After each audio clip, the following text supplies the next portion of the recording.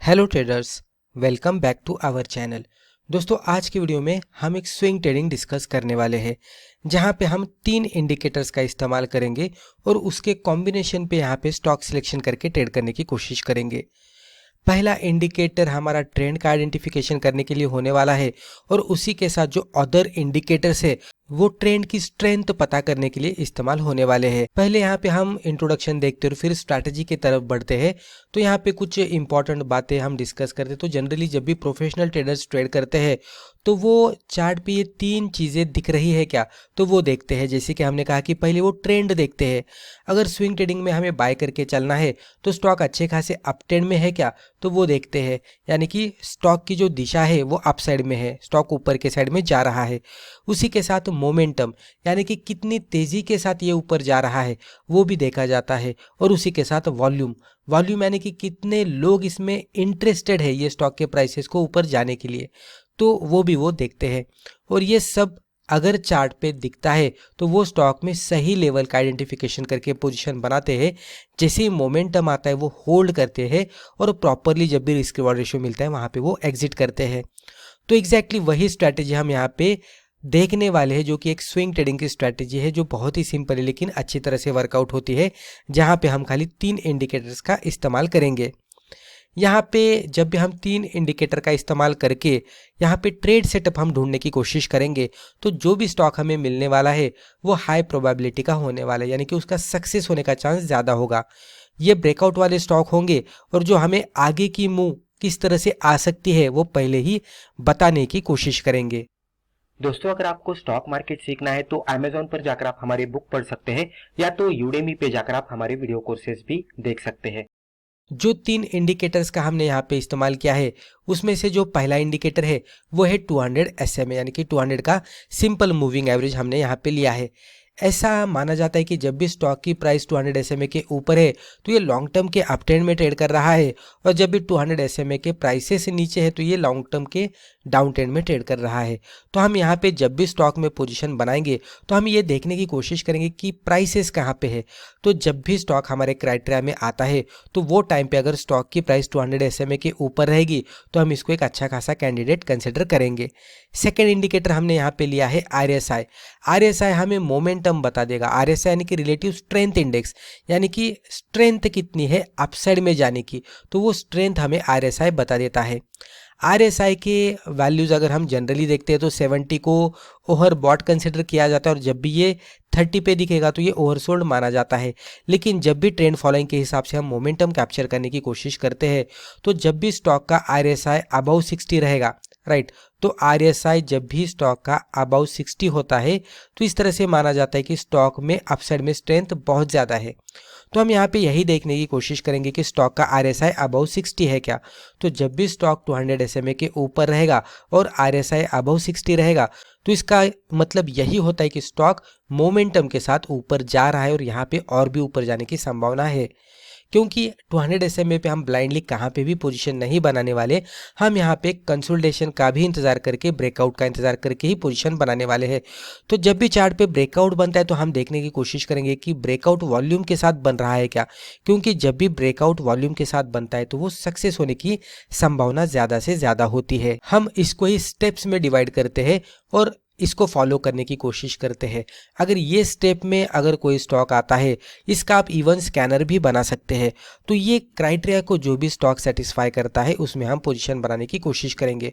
तो स्टेप 1 में हमें क्या करना है, फाइंड द ट्रेंड। तो जो स्टॉक की करंट प्राइस हमें, या तो closing price, latest closing price हमें 200 SMA के ऊपर दिख रही है, उस तरह के स्टॉक हमें सिलेक्ट करने हैं। ये स्कैनर में आप आसानी से कन्वर्ट कर सकते हैं। उसके बाद स्टेप 2 में हमें क्या करना है, वेट फॉर कंसोलिडेशन। अभी कंसोलिडेशन हमें खुद से देखना है कि चार्ट पे किस तरह से बन रहा है। कैसे देखा जाता है, जैसे आगे जाकर हम एग्जाम्पल देखेंगे, मैं आपको बताऊंगा कि कोई भी स्टॉक 200 SMA के ऊपर है तो ब्लाइंडली बाय नहीं करना चाहिए। फॉलोड बाय ये कंसोलिडेट कर रहा है क्या, और उसके बाद स्टेप 3 में ये देखेंगे तो वेट फॉर ब्रेकआउट। तो कंसोलिडेशन के बाद ब्रेकआउट दे रहा है क्या, तो वो हम देखेंगे। जब भी 200 SMA के पास स्टॉक कंसोलिडेट करता है और फॉलोड बाय ब्रेकआउट देता है तो एक अच्छा खासा स्ट्रॉन्ग मोमेंटम आगे जाकर आने की संभावना होती है, और जहां पे ब्रेकआउट होता है तो वही हमारी एंट्री की एक प्रॉपर लेवल भी होती है। तो ये ब्रेकआउट हमें सही लेवल एंट्री की, सही लेवल स्टॉप लॉस की और एक बढ़िया सी लेवल टारगेट की भी बताने वाला है। उसके बाद अगर ये क्राइटेरिया सेटिस्फाई होता है तो हमें अगला क्राइटेरिया देखना है आरएसआई के अकॉर्डिंग। तो जब भी हम आरएसआई के अकॉर्डिंग क्राइटेरिया देखते हैं तो हमें यही देखना है कि आरएसआई अबव 60 है क्या। तो ये भी आप आपके स्कैनर में ऐड कर सकते हैं। अगर आरएसआई ग्रेटर देन 60 है तो वही स्टॉक आपके सामने आ जाएंगे। स्टेप 5 में आपको क्या करना है, वॉच वॉल्यूम। तो वॉल्यूम का भी क्राइटेरिया आप यहाँ पे ऐड कर सकते हैं। अगर एवरेज वॉल्यूम से प्रीवियस 10 दिन का वॉल्यूम आप ले सकते हैं या तो प्रीवियस 20 दिन का वॉल्यूम आप ले सकते हो और जो भी एवरेज वॉल्यूम निकल कर आ रहा है उससे ज़्यादा वॉल्यूम ब्रेकआउट के कैंडल पे है क्या, तो वो भी आप आसानी से स्कैनर में अप्लाई कर सकते हैं। राइट, बहुत ही सिंपल सी चीज़ें हैं। आपको ये किस तरह से करना है मिल जाएंगे, बहुत से सोर्स से आपको ये मिल जाएगा। तो ये जो हमने स्टेप्स बताए हैं इसमें से कुछ स्टेप्स आप स्कैनर में इम्प्लीमेंट कर सकते हैं। स्कैनर में इम्प्लीमेंट करने के बाद आपके पास वही स्टॉक्स आपके सामने आएंगे कि जो ये स्टेप्स के क्राइटेरियाज को फुलफिल कर रहे हैं। जब भी ये स्टॉक्स आपके सामने आते हैं तो आपको क्या करना है, जो आप यहाँ पे ऐड नहीं कर रहे हैं लेकिन आपको मैन्युअली देखना है तो आपको वो फिर चार्ट पे देखना है। जैसे कि कंसोलिडेशन बन रहा है क्या, कंसोलिडेशन का ब्रेकआउट हुआ है क्या, तो वो थोड़ा मैन्युअली आपको चार्ट पे देखना पड़ेगा। किस तरह से करना है वो एग्जाम्पल के साथ हम देखेंगे। एग्जाम्पल देखने से पहले हम इसके एंट्री एग्जिट रूल्स देखते हैं। अगर स्टॉक हमारे क्राइटेरियाज को सेटिस्फाई करता है और ब्रेकआउट अच्छी तरह से मिलता है तो हम ब्रेकआउट वाले कैंडल के ऊपर जाने के बाद एंट्री करेंगे। Stop loss below breakout candle low लगाएंगे और टारगेट सिंपली आप 1:2 के रिस्क रिवॉर्ड रेशियो के हिसाब से भी लगा सकते हैं। लेकिन यहाँ पे एक ध्यान रखना है कि जब भी प्राइस में 200 SMA के ऊपर मूवमेंट आने लगती है तो स्टॉक छोटी नहीं बल्कि बड़ी मूव देता है।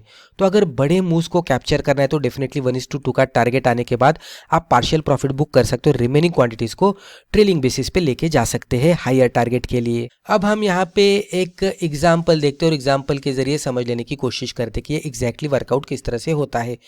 तो 200 SMA आपको ये रेड कलर की लाइन में दिखेगा, नीचे ये वॉल्यूम है और सबसे नीचे हमने RSI लिया है। अब मैं यहाँ पे क्या करता हूँ, RSI के जो लाइन से इसको थोड़ा डार्क करता हूँ। तो ये 70 की लाइन है, ये मिडल वाली है 50 की लाइन और सबसे नीचे वाली है 30 की लाइन। तो हमें क्या करना है, ये देखना है कि लेफ्ट टू राइट स्टॉक किस तरह से ट्रेड कर रहा है। अगर आप देखने की कोशिश करेंगे तो कंटिन्यूस बेसिस पे स्टॉक 200 SMA के ऊपर ही ट्रेड कर रहा है। थोड़ा ऊपर जाता है फिर नीचे आता है, ऊपर जाता है नीचे आता है, इस तरह से ही ट्रेड कर रहा है। तो ये कंसोलिडेट कर रहा है 200 SMA के ऊपर।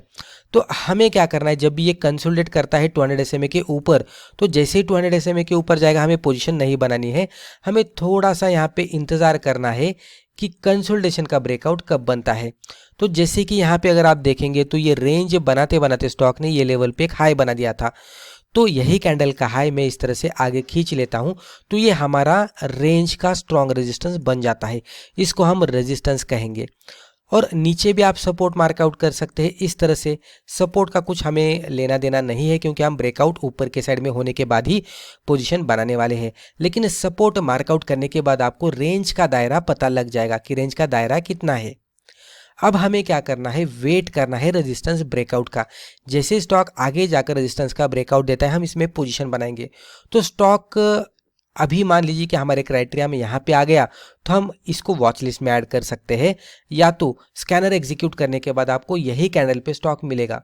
तो जब भी यही कैंडल पे मिलता है तो आपके लिए आसान बात हो जाती है। लेकिन अगर स्टॉक आपको ये लेवल पे मिलता है रेजिस्टेंस के नीचे तो आप वॉच लिस्ट में ऐड कर सकते हैं। ये आपके ऊपर पूरी तरह से डिपेंड होने वाला है।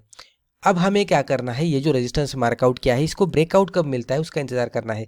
जैसे कि ब्रेकआउट ये लेवल पे मिला तो जब भी ब्रेकआउट मिला तो स्टॉक ऑलरेडी 200 SMA के ऊपर है तो फर्स्ट क्राइटेरिया सेटिस्फाई हुआ। ब्रेकआउट वाले कैंडल पे हम नीचे वॉल्यूम देखेंगे, वॉल्यूम भी बढ़िया है और नीचे RSI का स्टेटस देखेंगे तो आपको दिखेगा कि RSI भी लगभग ब्रेकआउट वाले कैंडल के आसपास देखेंगे तो अबव 60 तो आसानी से दिख रहा है, इवन 70 के नज़दीक दिख रहा है। तो हर एक क्राइटेरिया को यहाँ पे स्टॉक ने फुलफिल किया है जो कि 200 SMA के ऊपर है विथ वॉल्यूम, कंसोलिडेशन के रेंज को ब्रेकआउट दिया और उसी के साथ नीचे RSI देखेंगे तो RSI भी अबाउ 60 दिख रहा है, इवन 70 के नज़दीक है। तो जब भी ये क्राइटेरिया सेटिस्फाई होते हैं तो ब्रेकआउट वाले कैंडल के हाई के ऊपर हम एंट्री करेंगे, लो के नीचे स्टॉप लॉस लगाएंगे और 1:2 का टारगेट आपका आसानी से हिट हुआ है और स्टॉक इवन ऊपर भी जाता हुआ दिखा है। रिस्क रिवॉर्ड देखने की कोशिश करेंगे तो एंट्री से स्टॉप लॉस का डिस्टेंस इतना था और एंट्री से टारगेट इतना मिला है तो 1 2 3 4 1:4 के आसपास यहाँ पे रिस्क रिवॉर्ड रेशियो मिलता हुआ दिखा है, जो कि बहुत ही बढ़िया है। और उसके वजह से हमें यहाँ पे जब भी पार्शियल प्रॉफिट हम बुक करने वाले तो 1:2 का टारगेट का इंतजार करना है, वहाँ पे पार्शियल प्रॉफिट बुक करेंगे और रिमेनिंग क्वांटिटीज को हम टेलिंग बेसिस पे लेके जाएंगे। ये 1:4 तो हम निकाल नहीं पाएंगे, लेकिन जहाँ पे हमारा ट्रेल हिट होता है वहाँ पे हम निकलेंगे। तो वो मे बी 1:2 पे ही आकर निकल सकता है, तो 1:3 पे निकल सकता है, या तो स्टॉक और भी ऊपर जाएगा। ट्रेलिंग स्टॉप लॉस हमने लॉन्ग टर्म के हिसाब से लगाया है तो और भी प्रॉफिट मिल सकता है। पूरी तरह से ट्रेडर टू ट्रेडर डिपेंड हो जाता है, तो इस तरह से करना है। तो दोस्तों मुझे लगता है कि वीडियो के जरिए जो भी इन्फॉर्मेशन हमने आपके साथ शेयर की है आपको वैल्यूएबल लगी होगी। वीडियो अगर फायदेमंद लगा तो वीडियो को लाइक ज़रूर कीजिएगा, और इसी तरह के बिगिनर फ्रेंडली वीडियोस आगे भी जाकर देखने के लिए हमारे चैनल को सब्सक्राइब करके बेल आइकन को भी क्लिक कीजिएगा। धन्यवाद।